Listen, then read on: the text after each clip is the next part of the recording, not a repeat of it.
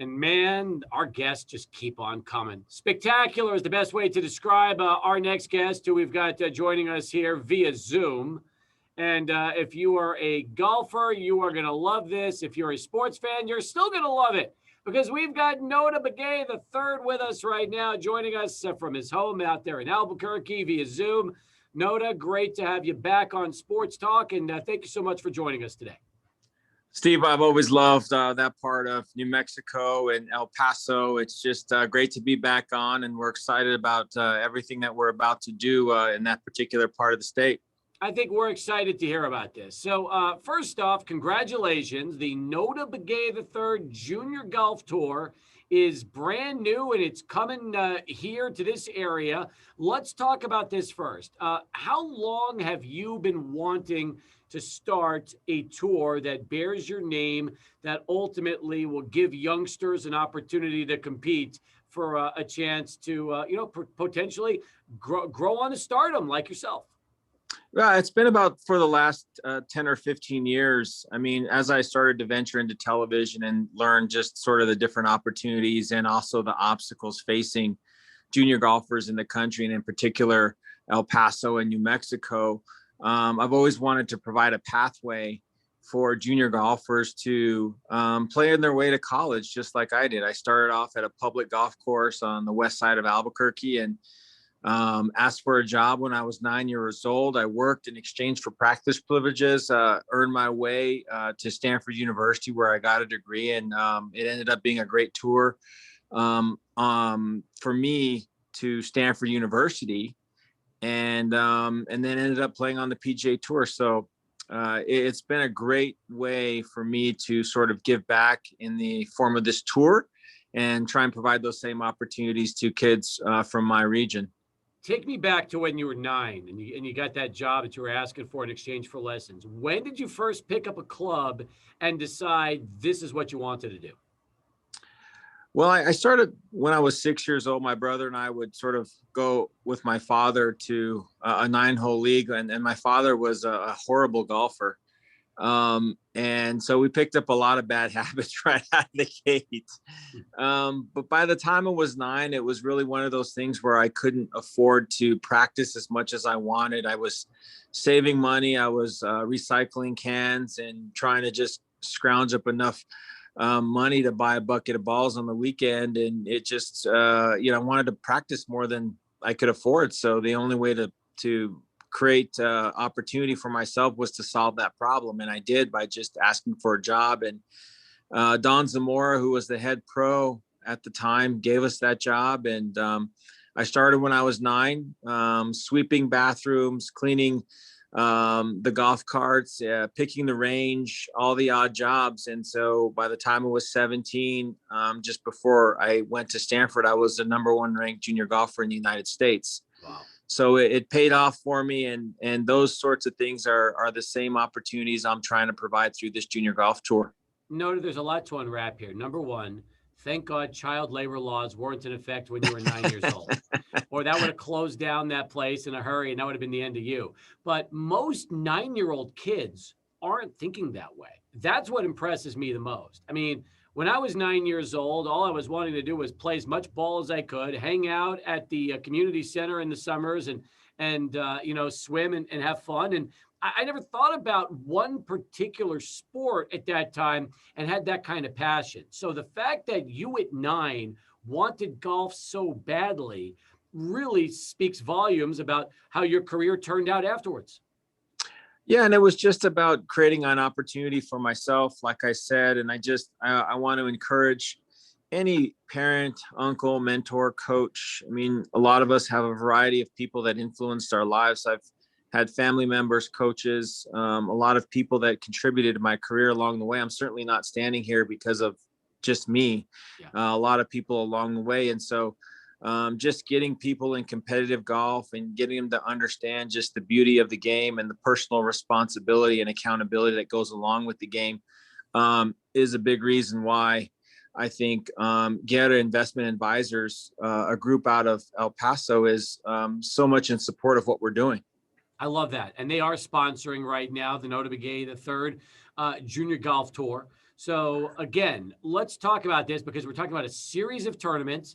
They're going to begin their inaugural season here in El Paso and Las Cruces, and it's going to be presented by Geta Investment Advisors. So first off, how old are we talking about with the junior golfers, and what skill level are we talking about here to be on the tour? Well, I mean, it's tournament golf, so we certainly don't turn anybody away, but you sort of have to be able to sort of understand the just the overall structure of tournament golf. Go out, know how to count your scores, play for a score, putt everything out. So it's a certain level of skill. We never say no to anybody. We ran a series of events last year with over 3,000 kids across the United States, and we didn't turn one kid down that wanted to play, which I'm extremely proud of. We certainly won't now. But anybody that wants to cross over from sort of the recreational space into the competitive space, we have a place for you to play. We certainly couldn't do this without people like Geta. They've been in that area in business for 26 years, providing investment advice to employers and individuals on just how to smartly invest your money and plan for the future, which is a big part of something that I support. Having gotten a degree in economics from Stanford, I'm always encouraging young people to take more personal interest in their futures financially, more financial literacy, taking a little bit of a clear understanding of just what it takes to sort of be responsible with your assets. And so this is a great fit for us. There's an educational component, there's a community service component, and then at the very core of it, we're getting kids into a sport that I think gives them a lot of stability and positivity. Notah Begay the third with us here on Sports Talk. What is wrong with this picture? You get your degree in economics. Now you're in broadcasting. I get my degree in broadcasting, and I'm in broadcasting. I should be in economics. I should be some kind of economics professional right now that's, handling financial stability for people across. I should be working for Geta. That's just what it comes down to, right? Hey, I know a guy over there. So, anytime you want an interview, but I think you're doing pretty well in your chosen profession. It's not easy. People think it's easy, but people like you make it look easy. And so it's a wonderful place for us to be. This broadcasting opportunity for me with NBC Sports and the Golf Channel, just coming out of the Masters and being at Augusta National and getting to go all of these wonderful venues, the Ryder Cup and the NCAA Division I championships. And so all of those things, they matter to me as somebody that's trying to provide these pathways for these young kids. One of the things that Geta saw in us was a pathway to a national championship, which we host. The MB3 Junior Golf National Championship was the only televised junior golf event in the United States last year. It was broadcast on the Golf Channel. Every single one of our events, which starts with the Geta sponsored events, these kids will qualify. The winners will qualify for our regional championship, which means then they'll be 36 holes away from qualifying for our national championship if they play well enough. So that's what I mean. We're trying to get rid of the obstacles that in many cases prevent these young kids from tough backgrounds from accessing the game. We're trying to just make it accessible, make it fun, and also give them a fighting chance to maybe at some point play collegiately like I did. So I really thought that Tiger opened the door for so many youngsters playing golf, because when they watched that domination 20 years ago, a lot of kids just decided they wanted to pick up a golf club and be like Tiger. You just got back from Augusta and the incredible performance by Matsuyama winning the Masters in the green jacket. You tell me, do you see right now as many youngsters still gravitating towards golf, and maybe the MB3 Tour is a way to get that going again and kind of fire up more and more kids here locally to want to pick up the clubs and play? As a general rule, the game sort of flatlined in terms of overall growth. We have seen some interest, especially due to COVID, in a lot of kids in the younger age divisions picking up the game, because in many states that was the only activity that was permitted according to many of the health codes. So there has been a little bit of a spike in participation, but overall, generally speaking, over the last 5 years, it has been pretty flat. But what we're trying to do is two things. Number one, grow the game, but number two, provide access for anybody from any community. I didn't come from much. I grew up on the Indian reservations around New Mexico and in Albuquerque. And there just isn't a lot out there, which was why I was the first full-blooded American Indian on the PGA Tour. Whether you're, Mexican, immigrant, Hispanic, Native American, Black, it doesn't matter. We certainly want to provide anybody that wants to put the time in, make the sacrifices, and pursue tournament golf. We want to give them that chance. And that's what kind of the mission of our organization. As far as your tour goes, you've already got the national championship, the deal with the Golf Channel. That's great. Now you're starting here in El Paso. It sounds to me like for you, it's everything you could have ever wanted, because here is going to be an opportunity for kids in this area, but you've already seen it now grow to that national level to where you mentioned 3,000 total. And who knows how much larger that can get as we start to see more and more communities like this get involved the way they are right now. Absolutely. I mean, growth for us is extremely important. Getting down into the El Paso and the Las Cruces area, and even many of the communities in Mexico, inviting a lot of those kids to come over and participate. I played against many of the kids from that part of the state growing up through the Sun Country section PGA, and I'm still very good friends with many of them. And I just want to continue to sort of be there as a resource. I mean, I get to see so much good golf. Tiger Woods is a dear friend of mine, and he's a resource for me. And I just want to pass on all this knowledge and experience in the form of a structured setting for these young kids. We have a charitable component to our tour, which is, again, why Guerra thought this was a perfect match in terms of their partnership with us. Is we offer community service awards to our participants, and they can apply. And there's need-based awards, merit-based, there's performance-based. But again, we're trying to be inclusive versus exclusive. Golf historically has been viewed as an exclusive sport. We're trying to change that to inclusive, to whoever, again, wants to put the time in. It's not an easy game. You probably know that.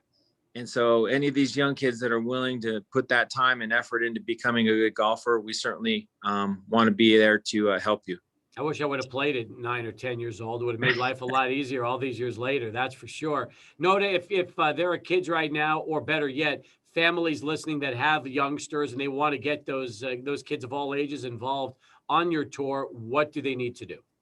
Yeah, they can go to nb3jgt.com, nb3jgt.com, and get information on the events that are in their particular region. We have 4 events to start this year off in the El Paso, Las Cruces region. We have another 4 or 5 events that are taking place in the Albuquerque area. Our goal is to provide high quality events, good tournament experiences, 36 holes for a reasonable cost. And if my strategy turns out the way I like, our course fees and our tournament fees are going to only go down as we get bigger and we get better, because we'll be able to pass those savings along to our families and be able to support these kids. How many regions do you have so far in this tour when you look at everybody, just the whole country right now? Well, across the country, we have 9 states.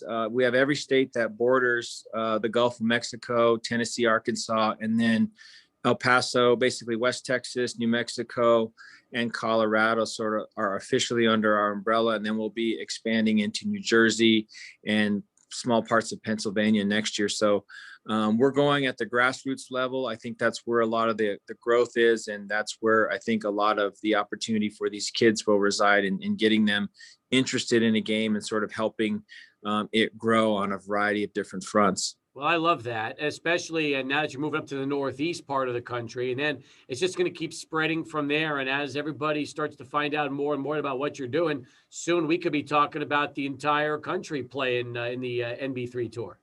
I hope so. We're going to grow more in El Paso, West Texas. We're hoping to see, double the number of events headed into 2022. And hopefully it just becomes a household opportunity for many families, for us to be able to provide service to, an opportunity, and create a direct pathway to a national platform where collegiate coaches can see them. And along the way, they will get good technical assistance and guidance on just how to become a premier competitive golfer. You mentioned Tiger a little while ago. You played with him at Stanford and obviously on the tour, and you've stayed close all these years. How's he been doing since obviously we've gotten a few updates, but not a lot? How's the recovery going for him? Yeah, in our last conversations, he was really upbeat about things, and just looking forward to, that mentality that's gotten him so far in terms of staying positive, focusing on recovering, not worried about sort of the outcome, but really just trying to maintain a strong and positive outlook, which I thought was great considering, the first 2 to 3 weeks were really touch and go there, just even with regards to whether or not he was going to walk again or whether or not he was going to, maintain use of the leg. It appears that, all that's moving in the right direction, and we avoided any major infections in the operations and all of those things that have sort of swiped a lot of other athletes. But I'm just fortunate that, he survived. I was happy. I was devastated by the news, but all in all, to be where we're at, I'm pretty thankful to have my good friend around, and hopefully we'll be able to share some good times in the future. Good. Final question for you. What do you like most about TV broadcasting since you get to do it now so much? What's your favorite part? Is being right there next to the athletes, and having a sort of a direct perspective on just what's happening. The best seat in the house. There's nobody sitting in front of me. I'm as close as I want to the action, and to get to teach and bring it to millions of people across the United States is truly an honor, and something that I take very seriously, and try and do the best I can to entertain, but also teach them through the wonderful talents of the best players in the world. Well said. Don't forget NB3 JGT. I'm assuming that's Junior Golf Tour. That's it. Good. I've seen. I'm slowly picking things up, Notah. Slowly. Hey, it's great to see you. Congratulations. Can't wait for the youngsters here in this area to play, and I'm just looking forward to the future and seeing this continue to grow for you. Yeah, our special thanks to you for bringing me on, and also again to Guerra Investment Advisors, wonderful family, investing in this community for decades, and look forward to a long partnership.